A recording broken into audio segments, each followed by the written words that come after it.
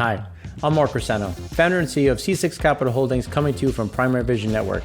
Today on this edition of Conversations, we're joined by Andy De La Rosa. For those that you don't know him, he is very active on Twitter, taking you inside what is happening on the pad, what's going on, what's happening over there. So he's a wireline engineer, leading up a team for Underdog Wireline. You know, we're very excited to bring him on, have him talk about what we're seeing, and I'll turn it over to him and he can introduce himself. What's going on, guys? Like Mark said, I'm Andy De La Rosa. I work for Underdog Wireline Services. We're based out of Midland, Texas, which is in the Permian. Been doing this for about 9.5 years. Been posting a lot of videos on Twitter lately as part of the EFT community and everything. And Mark just so happened to come across my profile, and here I am now. Yeah, no, it's been great. And before we get into it, you know, we have to have a proud dad moment because your son has achieved some great things. Let's give a little shout out. What did he achieve over the last couple of months? So my son, he just broke the record for his school, junior high. He's in the 8th grade. He's 14 years old, for the 1,600 meter, which is a mile. The previous record had been there for about 5 years with a time of 5 minutes and 18 seconds, and he absolutely decimated that record by 10 seconds. So he ran it at 5 minutes and 8 seconds, and it's pretty crazy to think that a 14-year-old is running that. Sky's the limit for this guy. He's dual city champion, 2,400 meter and 1,600 meter. We placed first in every single race that we ran this year. That's fantastic. I mean, me running, it sounds like a herd of elephants is coming behind you. So it's always nice to see guys that can run like that. Oh, yeah. All right. Well, you know, before we got on, we talked about how you're pulling those 24-hour periods. You know, you're working on 2 wells now. You know, kind of give us a quick high level before we get more in depth. Like, what are you doing overall? What part of the process is happening when you show up at the well site? So right now, what we're doing is we're running 24-hour shifts on a dual well pad, which is 2 wells. They're fracking with just 1 fleet. So we'll show up to location, and we'll do the first run, which would you call the tow run. With that, we'll go to the desired depth, which is, I believe on this one, it was close to about 22,000 feet, which isn't true vertical depth. The true vertical depth is probably around 9 to 10,000. So from there, it'll start to slowly kick off and deviate, and it'll go lateral for another 10 to 11,000 feet. So we'll pump that first stage downhole and we'll perforate it. From there, we'll pull our tool string out and they'll begin the fracking process. There'll be a period of time. They'll get all the services moved onto the location, and that's when we actually begin the fracking process. Okay. Now, when you talk about the tow, you know, just give us an idea. What is the tow? When you think about the structure of the well, where are you at that point? And what is the importance of getting that specific part finished? So the tow is basically just going to be the bottom of the well, whether it be the vertical or the horizontal. And there, what they'll have is either they'll have a disc or a wet shoe or a sliding sleeve. With the service with the company that we're on right now, I believe they were using a wet shoe. So what they do is there's no pressure on the well. So they'll have pump down services connect to the well onto the frac stack, and they'll start to pressure up on it. They'll keep pressuring up on it until eventually the shoe opens up, so they're able to push fluid into formation. That's extremely important. If we're not able to open up that sliding sleeve or burst the disc or open up the shoe, the well's just going to pressure out. So there's no way that we can actually get down into the horizontal. I mean, we can get into the well vertically, but well, I mean, once we try to pump down, we're just going to come to a standstill and we're just going to pressure out. I mean, we're not going to be able to go so far. Gravity's only going to be able to assist us so much. Right. And when you talk about the pressure side, because, you know, that's the biggest, you know, when you think about fracking the well, completing it, pressure is always kind of the biggest side of how do you maintain the pressure? How do you keep it all the way through? And what are some of the things that you've seen over time that has gotten better and a bit more efficient, if you will, in terms of maintaining some of that pressure? Like you talked about the different structures. You know, what are some of the ones that you've seen being used, maybe a little bit more, a little bit less, just based on the efficiencies that are being generated? Well, with the pressures, being able to control them on the fracking side, they use different stacks. I don't know the correct terminology, but it's a frac stack. So when I first started, we were doing nothing but vertical fracs, and those were all opened up through manual valves where you literally had to come up to it, count the rotations as you open it. You got to be very careful when you're doing that. You can't just open up a well, because there's thousands of pounds of pressure. You got to slowly ease into it. So now what they do, which they did in the past before, is they'll start to equalize the frac stack itself. Well, they'll provide pressure from an outside source, whether it be frac or pump down pressure pumps. They'll apply the pressure, so they'll have the frac stack equalized to the same pressure that they have on the well bore. And from there, there was the introduction of hydraulic valves to where they have an accumulator with hoses that are set up. They flip a switch or a lever, and the hydraulics this hydraulic fluid is pumped through the frac stack, and it actually opens up. So you don't have to have anybody at the well bore itself. You're at a distance from like maybe 10 to 20 feet, so you can keep everyone out of the red zone. Mm-hmm. So, and speaking of the red zone and some of the videos that you've done, you're in a booth looking at all these different metrics. Take us through some of the things that you're looking at that matters the most. You have some of them looking at your depth, but also your pressure. Some of these different things that you've looked at, and like what is the most important thing that you're looking at, and then what is the time frame in which a lot of this is occurring? So when I'm actually going down hole, the most important thing that I tend to pay attention to is my weight. I want to see that my tool string is moving, because I could just be going down hole, and if I'm moving at a certain speed, if I'm moving at a speed that's too fast, I could potentially just be feeding line into the hole, which, you feed enough line into the hole, it's just going to stack on top of each other, which can actually create a knot. So when you start pulling out a hole, you're literally tying a knot into the wire line. You're not going to be able to get that through, our grease head or anything. You're going to run into some issues right there. So when I'm going down hole, like I said, the biggest thing I'm paying attention to is my weight, but I'm also looking at my, my depth and everything. The further I get into the wellbore, the more weight I'm going to slowly start to, gain. We're going to be fighting pressure during that whole entire time. So I may be weighing before I get into the wellbore, my tool string may be 500 pounds. Once I get into the wellbore, we open up, I'm fighting all that pressure, I might be weighing maybe 200 pounds, because not only am I in fluid, but I'm fighting pressure at the same time. Right. And when you're fighting that pressure, when you think about going all the way to on the toe side, how much distance do you have to have already connected? How much of that are you trying to do on different periods? And by that, am I saying, are you doing it in stages, or is it something where you're just trying to do it on one fluid move, or is there some other process that you're doing to try to not only maintain safety but also cut time and increase efficiency? We're doing it in stages. So I'll make a wireline run. We'll set a plug, we'll perforate, and that's right there. They'll go in and they'll frac it. So that will be repeated over and over and over. The plug, what it's actually doing is isolating that zone, so that we're not, they're not fracking into the previous zone before that. The time frame usually, I would say, for let's say the first run, it might take anywhere from 2 to 3 hours, because it's that first run is the most crucial. We don't know what's happening when we're going down hole. You want to take it nice and easy.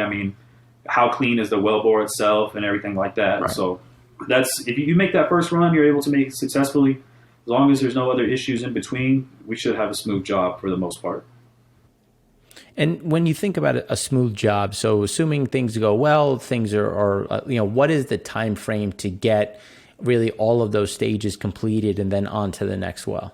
A lot of it depends on the frac design. Like, how long are the fracs going to be? Are we going to have downtime for, say a wireline misrun, or is there going to be a screen out, or is there going to be a leak on the frac set to where we're actually having to replace wellheads and everything. But in a perfect world and a perfect job, let's say the pad I'm on right now should take about 2 weeks, and we're looking at about a total of 97 stages. Now, it's interesting when you say screen out. So what exactly is a screen out when you're thinking about, some of those delays that might increase some of that efficiency overall, but delay some of it at the beginning? So what is a screen out, and then what does that entail going forward? So a screen out is wireline will go in, set the plug, they'll perforate, and they'll retrieve the tools back onto surface. Frac will then begin, and they'll start pumping, their fluids, pressure pumping and everything. And once they begin the process of pumping the sand, the formation, there's from the perforations that have been made, they're going through the casing, they're going through the cement, and that's when they're starting to go into the rock and formation. So they're fighting pressure when they're pushing all the fluid and the sand in there. Now it can come to a point to where the perforations actually get packed full of sand. So you can kind of think of it as, like a clogged toilet. You try to flush it, it's not going to go nowhere. It's just going to start coming up. When that happens, you're just packing it full of sand. You're going to pressure out. So now we have a dirty well bore that's just packed full of sand, which essentially is your screen out.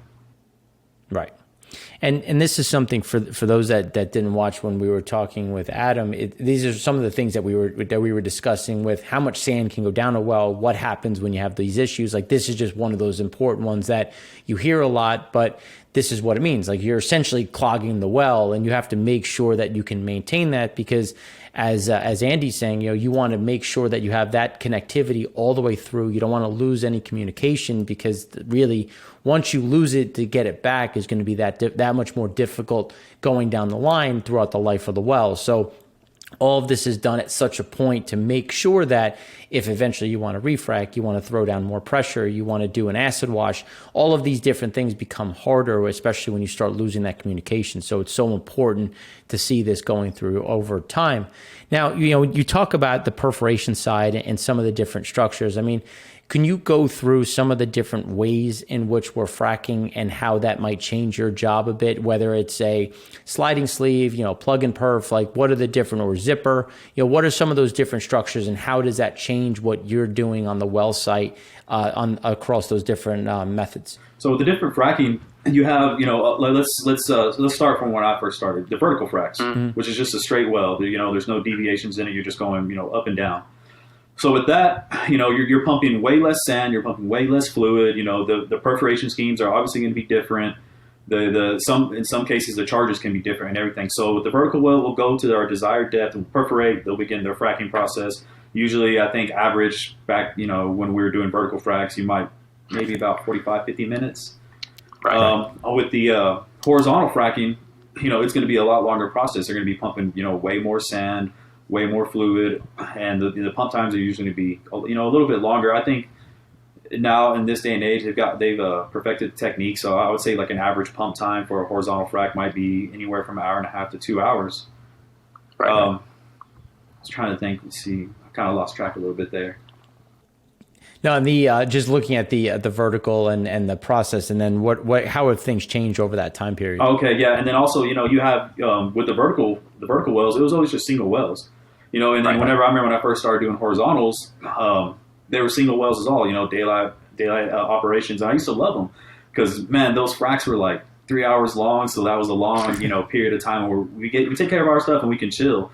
But now you've got into the whole zippering of wells. So you have, well bores or pads that have 2 to 3 to 4. The biggest one I've ever been on is an 8-pad location. So that whole entire time, there really is no rest. You'll have wireline on one well, and then the previous well, that wireline already perforated, they're fracking that one, and it's just a continuous, thing over and over and over. So there's really no time to rest on that.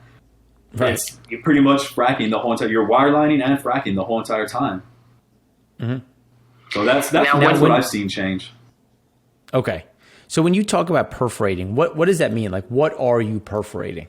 So perforating is we have a carrier, which would be our charge carrier. It's basically just a hollow pipe, and inside that hollow pipe, we have another carrier, and on that you have jet perforating charges. Those charges, we send them downhole into the wellbore to the desired depth, and we send an electrical current downhole. Once that electrical current is sent downhole, it is directed to another small explosive, which we call a cap. That cap will set our primer cord off, which pretty much just acts like a fuse. Once that primer cord goes to each passing charge, the jet perforating explodes out so hot, so fast that it's going to go through your casing, through your cement, and that's what essentially is going to penetrate the formation and perforate it. Right. And then behind that, so you've perforated it, you've gotten through the wellbore, you've gotten through, and now you're at the source rock. Now, did that create the fracture, or does the fracture start when the actual pumps show up and start pushing down that water and sand? So once we set the explosive off, it's going to create a hole, but that hole's only going to travel so far, because you got to remember, you're going through cement, the actual casing, and then you're hitting the rock. So that penetration is only going to be so deep. The actual fracturing starts when frac comes in. It's literally what it says. Think of it as like a hairline fracture. That's what it literally is. Those penetrations are opened up with hairline fractures. So that's that's why they call it fracturing. Yeah, and then so it's always interesting because you don't appreciate the part of wireline when you're coming in, setting that charge, opening everything up, and then behind it you have that push to really create that opening, to create that pressure, to open up and get the sand to really where you want it to end up.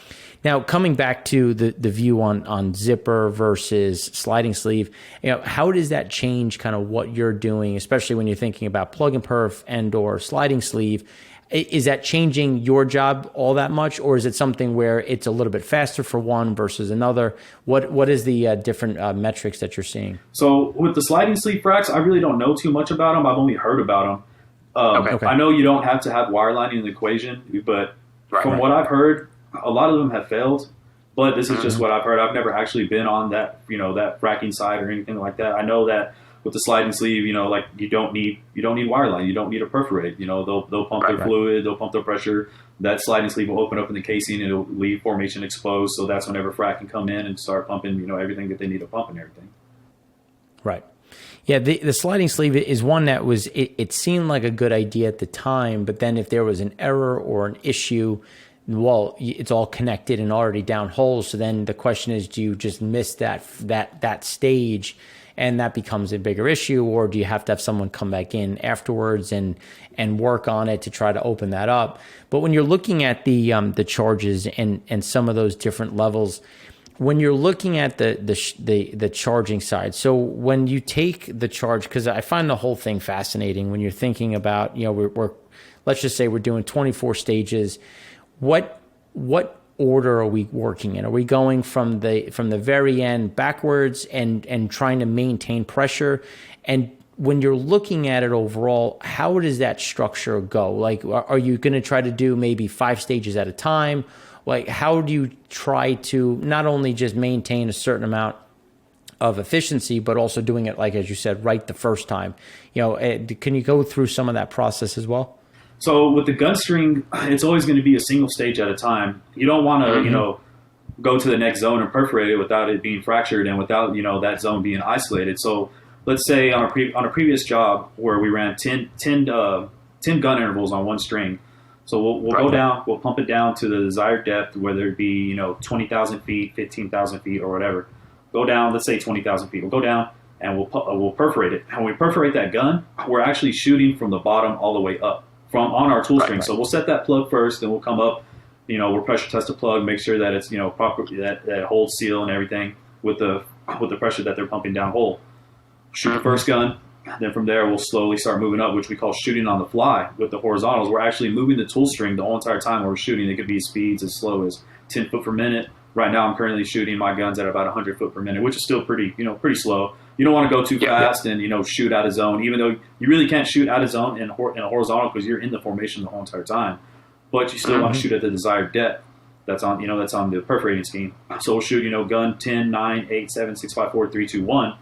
We'll come up out a hole. We'll begin the fracking process and we'll repeat it over and over and over until we get to the very last stage. Okay. Now, when you're right now, just to kind of put that in perspective, how long is it going to take to do all of those stages for that one well?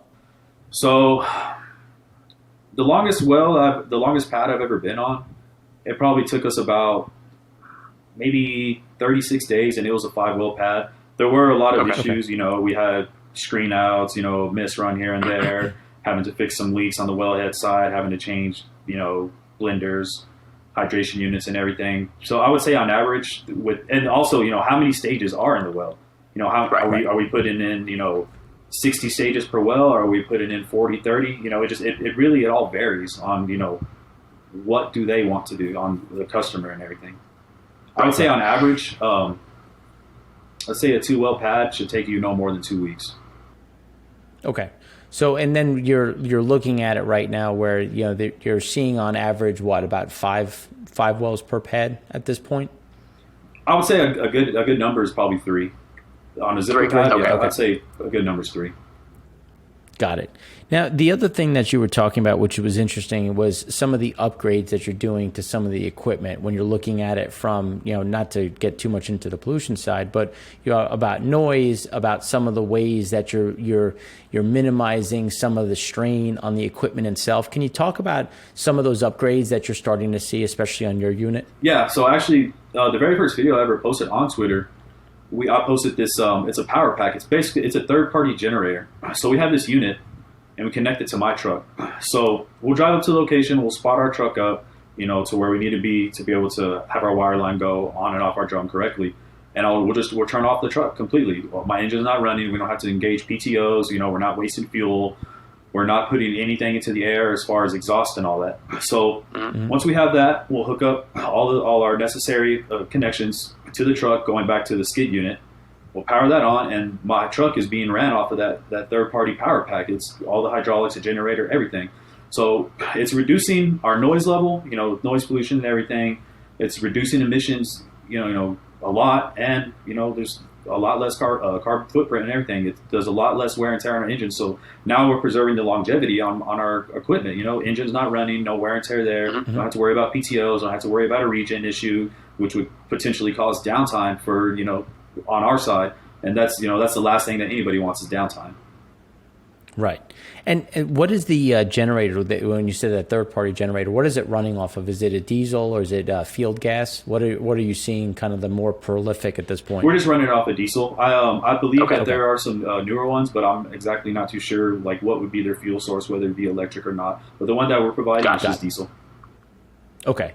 Yeah, it's amazing when you think about taking some of that wear and tear off of the engine. You don't appreciate what kind of damage that's doing when you have those not only just the horsepower but just the revolutions over time. You could increase the life expectancy of a lot of that equipment by having some of these other additions and we're starting to see that more and more where guys are getting creative, trying to maybe spend a little bit of money up front, but then increasing the longevity of that equipment, especially when you talk about running 24-hour shifts. I mean, you're talking about trying to have as much uptime as possible. More uptime, you're going to generate more heat, more wear and tear. So there's going to be that offset that you want to make sure that this equipment can last.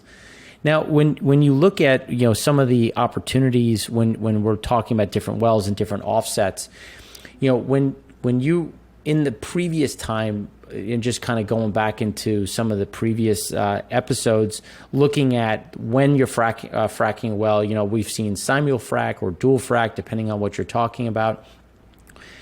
Is this something where you're starting to get a bit more efficiency in terms of you're doing stuff while they're doing stuff on the frac side? And what are some of the changes that you've seen in terms of timing and just the activity where you talked about, there was downtime, now there's not as much, you're moving overall. So could you put that into context of how much time is being saved in general when you're trying to get to the actual fracturing?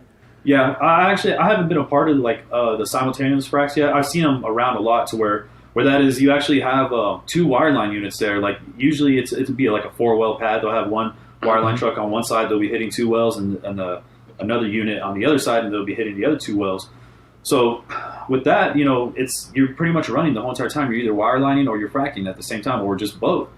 I would say that they're probably cutting their time in half, where versus like the pad I'm on, it's a 2-well pad, or the pad that I was previously on was a 5-well pad. We're just doing it with one truck, one unit. So with that, obviously you're gonna save on day rates, just overall everything, having the manpower, man hours, everything. So I'm really interested on those type of fracs. I'm sure it's going to be a matter of time before I'm on them. Everything's evolving, everything's changing, and it seems that they want to pump those stages down as quick as they can. They want to get it on production as quick as they can. I mean, time is money. Absolutely. And some of the other ones that you've shown, or some videos of getting everything prepped, and you have some ones where you're tightening different components. You're making sure everything is lined up. And when we were off air, we were talking about some of these little things that you can miss. An O-ring, some of these other like we said, might cost 25 cents, and then all of a sudden it's missing, and now you have a bigger problem, and you're already down hole. What are some of the prep that you're going through to make sure that you have everything in line, that there are no issues once you start the process, and double check, triple check? How many people does it take? Is it, or is there somebody checking someone else to make sure that nothing's missed? Can you kind of go through some of the those different components as well? Yeah. So, like for example, when we're building a tool string, we'll get the guns, and my crew is 4 people total. I have 3 operators. I have my lead, another senior, and then I have essentially what you would call our worm, the guy with the least experience. So they'll be building the tool string. They have to arm the gun, UI, which UI it means is they're actually putting all the electrical wires together. They're crimping it with some Scotch locks and everything, which are little pliers. They just smash on them and then make sure that, that there's a connection there. So I'll have one guy do that, and then someone will follow up right behind him, and he'll check all the connections and make sure that it's, the right color scheme, red to red or black to yellow, black to red, make sure that everything's fine there. Then we'll have another guy come in, and he'll check that too. They'll push the charge carrier in there. They'll put the snap rings to make sure that the charge carrier isn't, shifting around inside there, and they'll just go back, back and forth, back and forth, back and forth, put the tool string together. They'll check it, and I actually have my guys initial it. I have all 3 of them initial it so that when I go, because I can't always be out there checking, especially with these zipper fracks, while they're building tool strings, I could be actually running in the hole, and that makes me nervous. So we set up this, I guess, a little buddy system, I guess you would call it. So when I go back out, I know that everything's good. I'll check the gun myself once it's fully built. I'll get on my meter, it'll say it's passed. I'll go through every single gun interval. I see my guy's initials on them.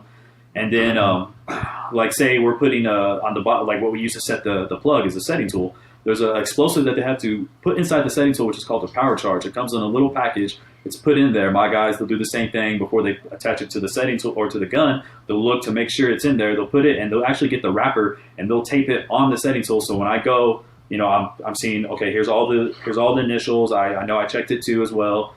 It passes.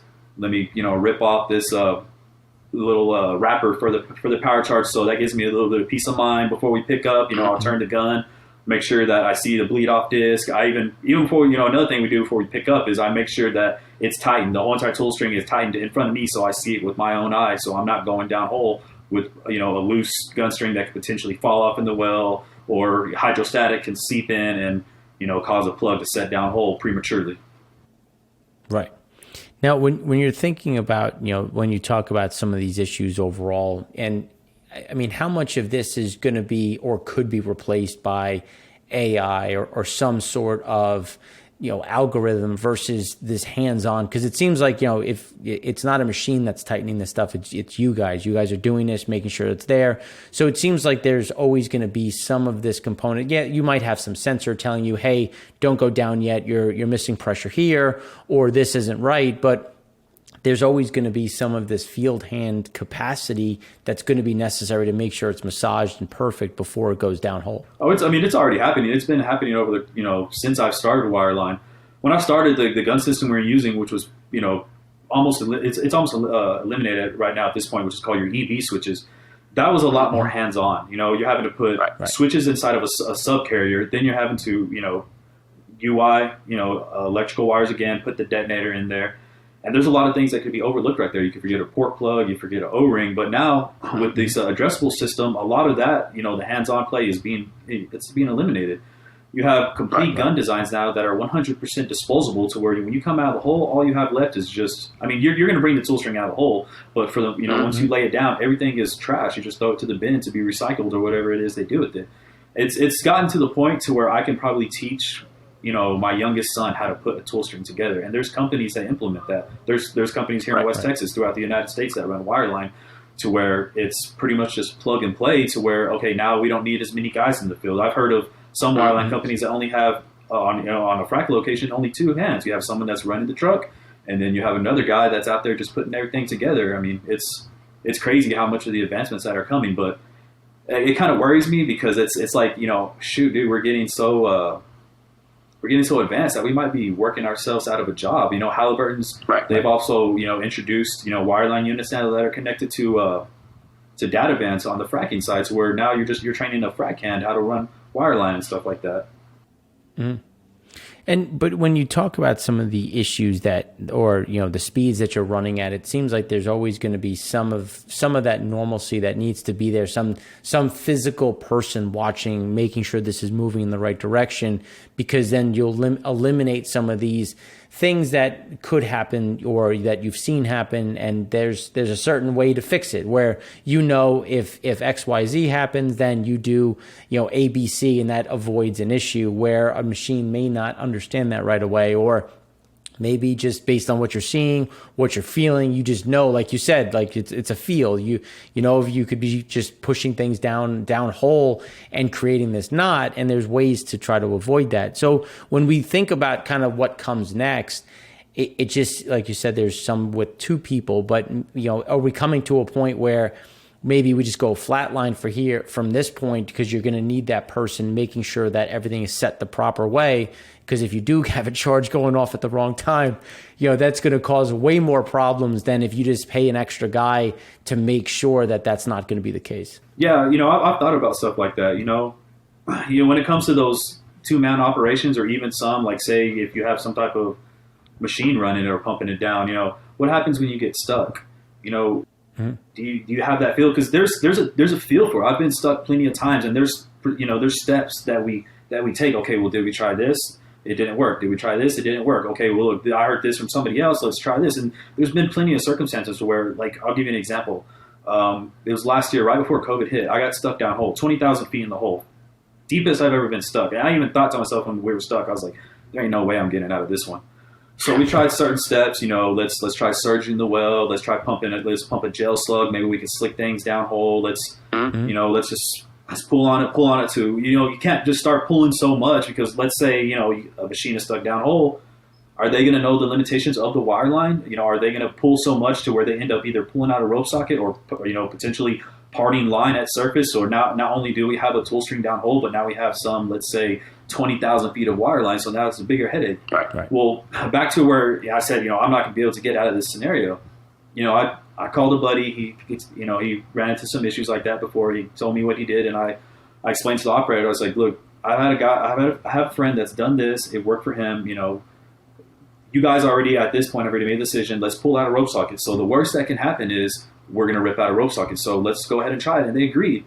Lo and behold, we were able to get out of the hole. It took us some 18 hours, but man, we got that tool string out of the hole. And I was, doing something like that made me feel really good. It sucks getting stuck down hole, because I take this very serious. I get, for the most part, I get pretty upset. But to be able to see that tool string pulled out from a depth that deep and to just lay it down, it's a feeling of accomplishment.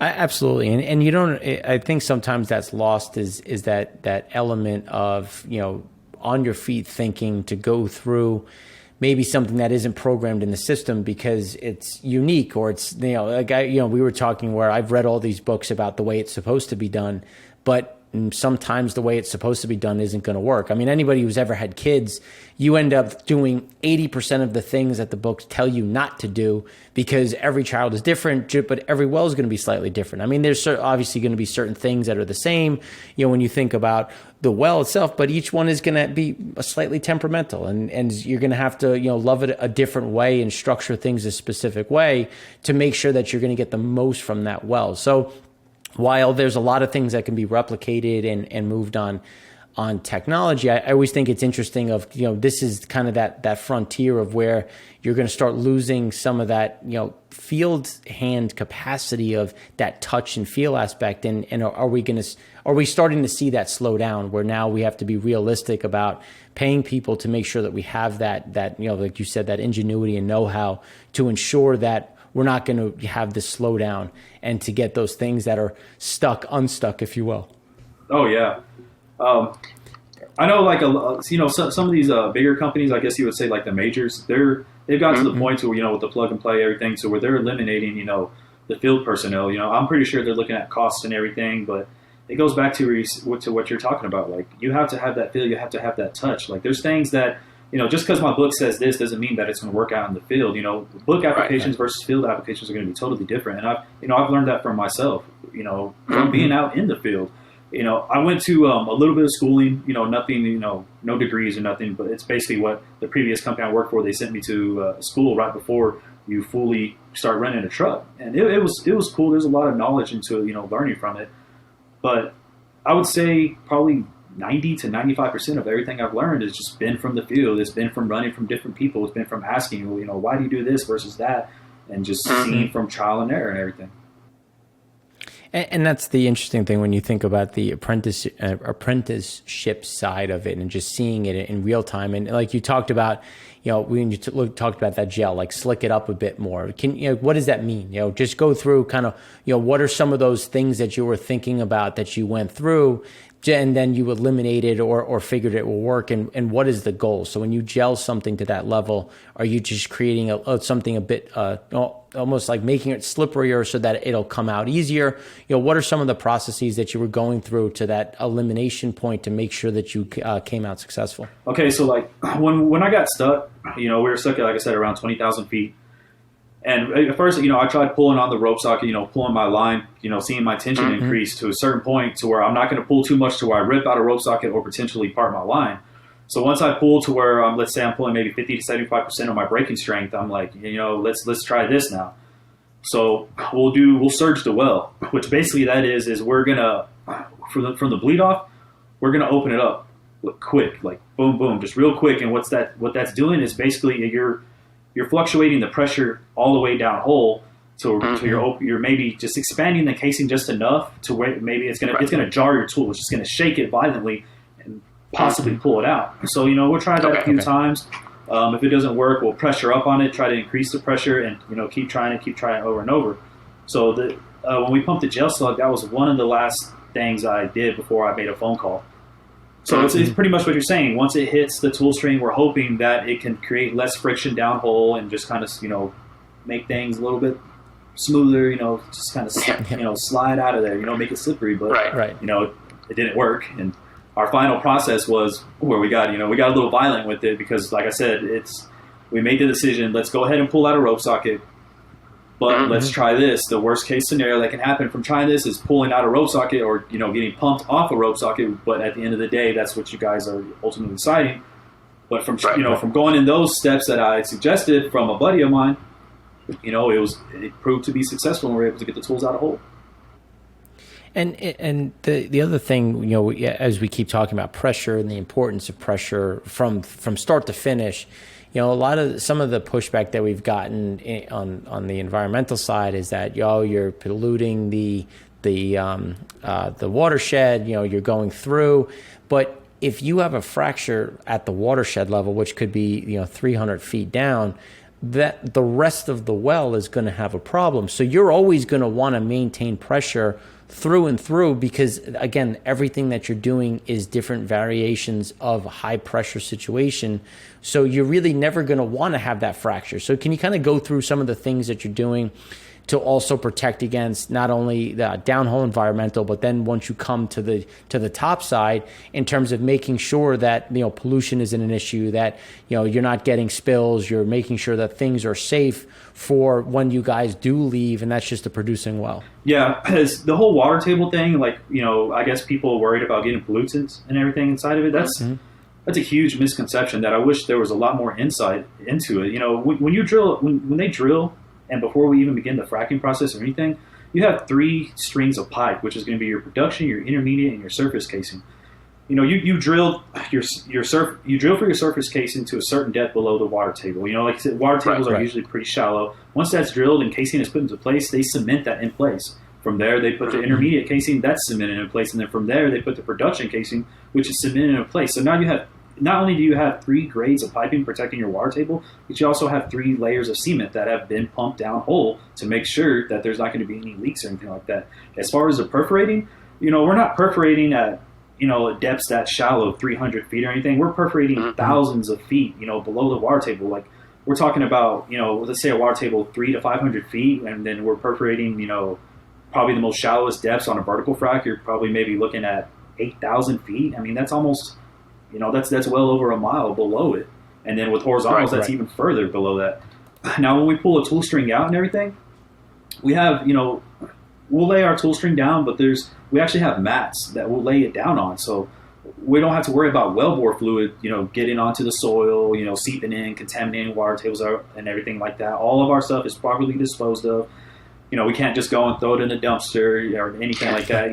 Even with our perforated pipe, we can no longer take that to just any random recycling plant or anything like that. It has to be properly disposed of for someone that's approved for everything. We're on the well, we're controlling the pressure from being able to escape with our pressure control, pumping grease to make sure that there's no fluid at all that's escaping and everything. The oil field is extremely environmental conscious, especially in this day and age. I mean, we're seeing so many advancements in everything. You have your silent fracs now, you have your electrical fracs, so where they're not even running off of diesel anymore. I mean, just on the pad we're on right now, we're running off of not only diesel, the fracking side, they're running off of natural gas too. So now they have somewhere that they can dispose of all this gas that's being, they're not having to worry about it being flared up. It's being put to use now. And I think it's fascinating because when you look at the structure, because I still remember when we went to the 3 casing stream, and it actually happened right around when Gasland came out. And I was sitting there and I was thinking, well, how is this possible? Why would you have natural gas in your water table based on the stream? And then it's then you start going through it, and methane naturally exists in a lot of these seams, and it can get into the water table actually naturally, not through fracking. And it's actually something that was a misnomer that was thrown out, given there's bad operators, there's people that need to be sanctioned, but for the most part, on a 95% level, you have people like yourself doing it the way it's supposed to be done, because it's not only good for the environment, it's good for returns. Like you need to maintain this integrity to maintain just the viability of that specific well, that specific pad, that sometimes I think is missed in terms of where these misnomers come out, and just the quality of life that's created from having cheaper natural gas, cheaper oil that's available in the market, in terms of our independence and trying to maintain or cut costs for those that let's be fair. I mean, an electricity bill is going to be very important for many, especially when you see these huge fluctuations back to the Texas freeze-off. And that was one of the questions that I wanted to ask you. The Texas freeze-off. What did you guys have to do to maintain the sanctity of not only your equipment but the wells that you were working on? Like, was there any remediation that you did ahead of time? And then how quickly were you able to come back? And what did you kind of do to make sure that everything was safe before you started operation again? So as far as the freeze off, we were actually at a standstill because the roads were so bad. I mean, a lot of our locations where we go on the Permian Basin is connected to I-20, which it runs east and west. So the roads were pretty bad. My boss didn't want to send anybody out, so we really didn't catch any work like that. As far as, when it comes to a freeze, we try to give ourselves, plenty of time, heads up, to make sure that we can make it there safely and everything. Most of the operators are actually going to be shutting down, which I think a good majority of them did shut down and everything. So I was during, we call it ice apocalypse. When that happened, I was actually at the house. Just by the grace of God, we didn't lose electricity or anything. I don't know how. Okay. I was just waiting on a phone call. Once everything thawed out, we were good to go. We were, back up and running. We didn't have no equipment problems or anything. Everything worked out just fine. Got to experience a few days off. Was grateful for that. Nice. Just paid attention to everything going on, and it was crazy to see everything going on in Texas. Yeah, and it's interesting when you look at these fluctuations in weather and whatnot. But when you're talking, when you're, I mean, obviously not including this massive freeze off, but because it can get cold, it can get, there can be some issues in terms of just, freezes overnight. I mean, what are some of the things that are done, that might slow down operations or speed up operations from your perspective, or is weather really not as relevant in terms of where you are? Obviously, you go to the Bakken, so we can operate in any weather. It's just a matter of, are you prepared for specific weather, and what are some of the extra precautions you might have to take if it's colder or if there was an overnight freeze? Yeah. So I guess some people may think that Texas stays, hot all the time, but it gets pretty dang cold here in West Texas. So during the wintertime, we'll take certain steps to make sure that we're run efficiently, because usually when we have most of our problems, it's actually during the winter.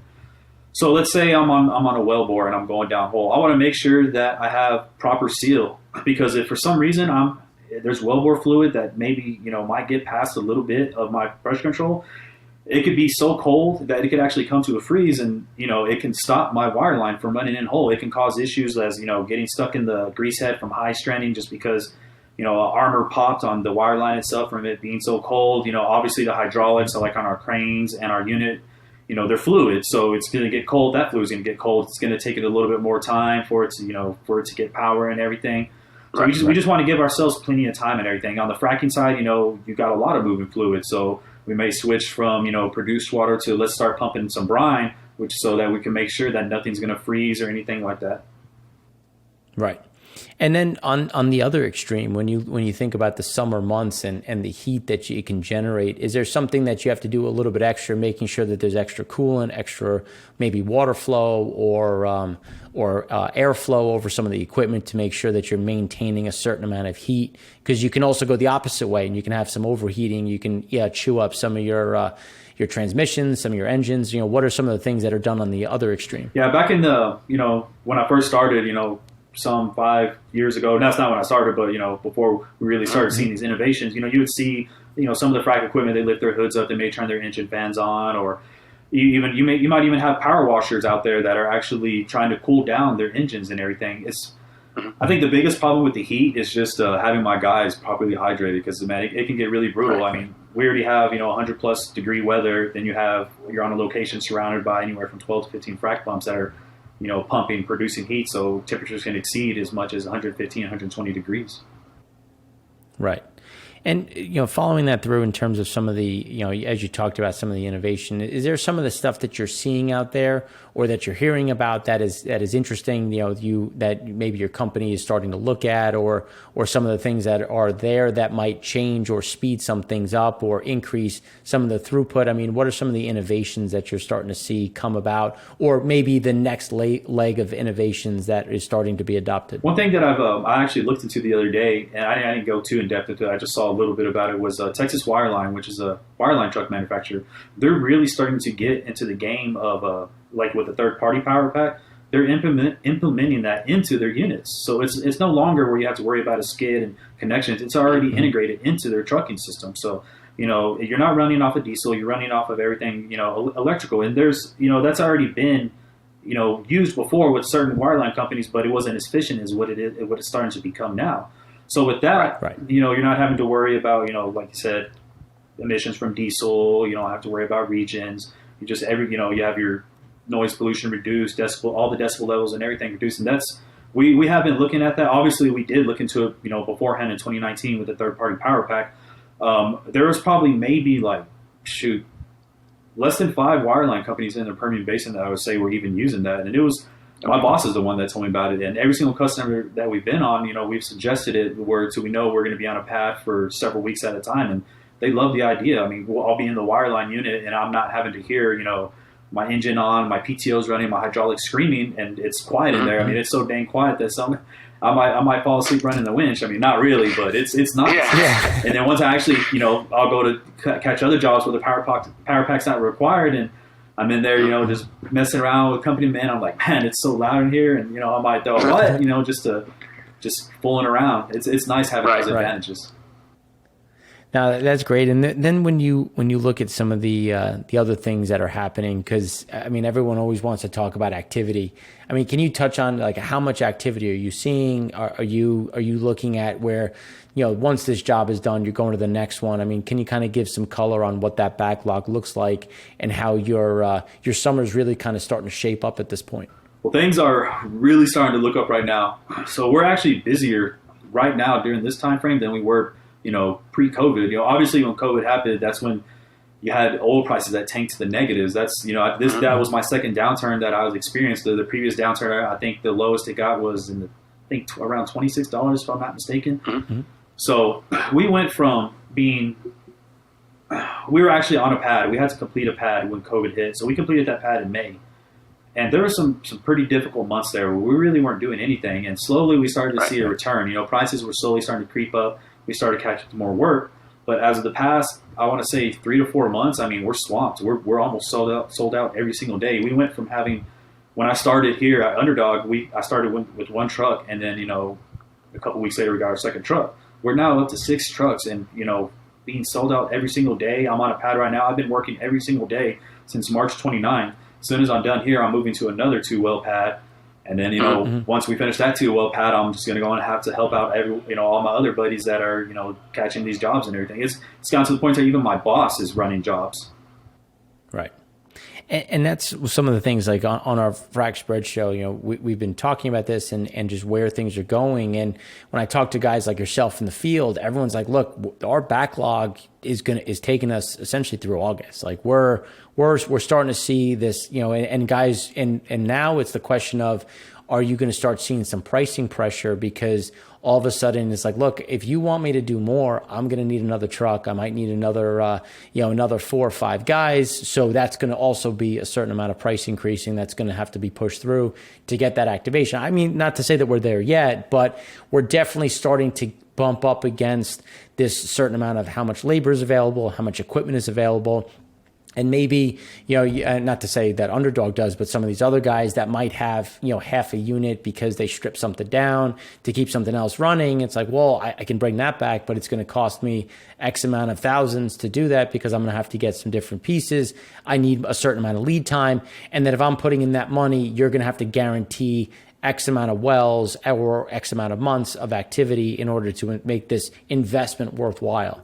And I think that's where we are. Like we're right at this pivot point. And given the fact that, like you talked about crude sitting here at 65 and a half, you're going to run in the Permian 10 out of 10 times at this point in terms of what we're looking at. And now given it's a different side of the business, but are you starting to see a bit more rigs in the sky? Like what are you starting to see a little bit in terms of what you're hearing on the ground on the rig side as well? Yeah, we've definitely been seeing a few more rigs out there. People are starting to hire again. I had guys during COVID or during the whole COVID. I mean, we're still going through COVID, but I guess the initial COVID crash in the oil field, they were asking me for a job. I was like, man, I'm sorry, we're not hiring. To where I'm reaching out to them now, and they're like, shoot, we're good, man. I mean, I'm back over here. I'm back, doing that. We're hiring more people as well. As far as pricing, I don't think really too many people have picked up on pricing. I know we haven't.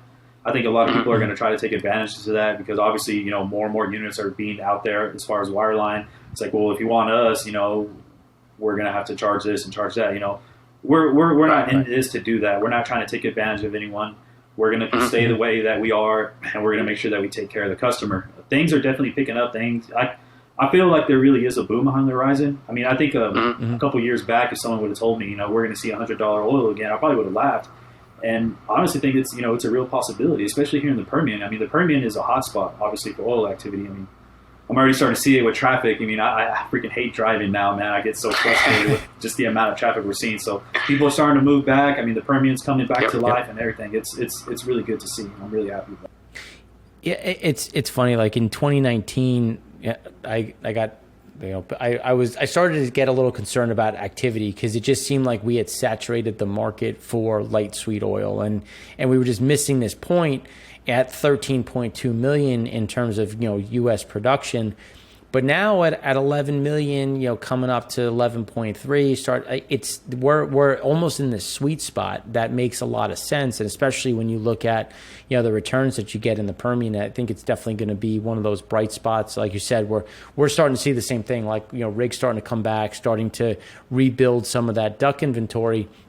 And last question before we let you go, when you start looking at DUCs, because the question is how many drilled but uncompleted wells exist. And then how many of them are viable?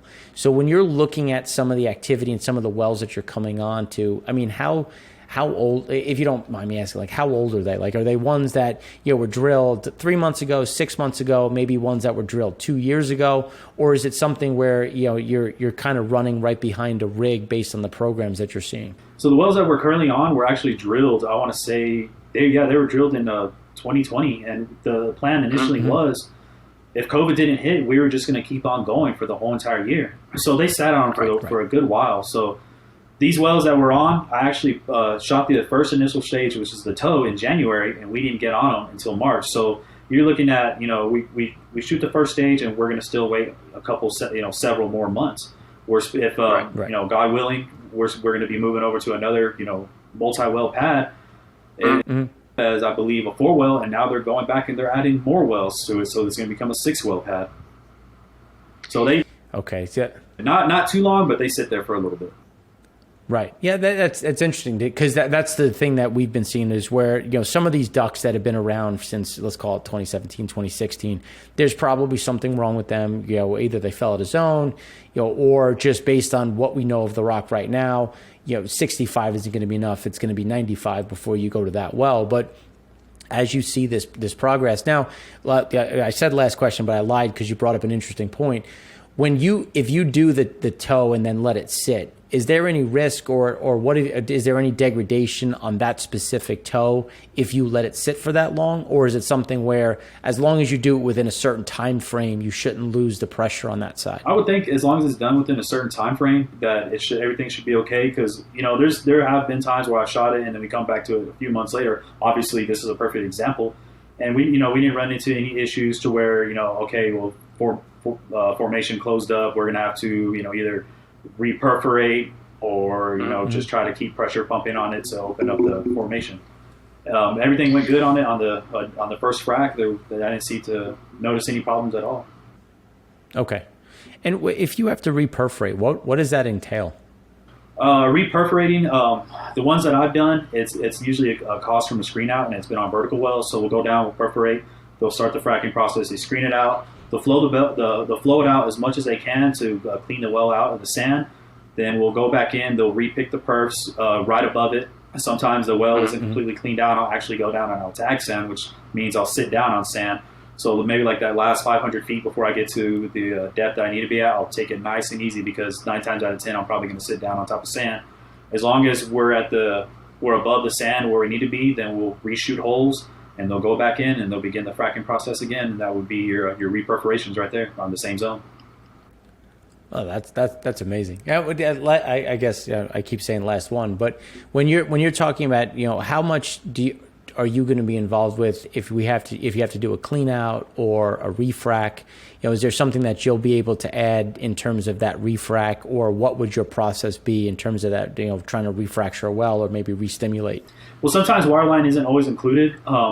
The customer we're currently doing work for, before we even started, they actually did a refrac, and I thought that initially they were going to reperforate the zones, but they just went in and they just reopened all the previous. They cleaned out the wellbore, reopened all the previous frac or perforations, and they just went on from there. So wireline isn't always included, but for the most part, the ones I've been on, we'll just go back in and they'll either, let's say, the previous frac there, we were running in 5.5 casing. So we're going to run in a liner, 4.5, 5-inch liner, and then we're just going to shoot completely new perfs, and then we're going to fracture those perfs, and that would be the refracturing process. It's not always the same thing, but from what I've experienced on me personally, that's what I've seen. Okay. I mean, every time you say something, I can think of another question, but, in order to be respectful of your time, we just wanted to thank you again. Anything that you want to leave us with, anything that we should, question I should have asked, didn't ask, anything that you want to touch on? No, I'm just, I'm really grateful for everything, for you allowing me to come and speak with you.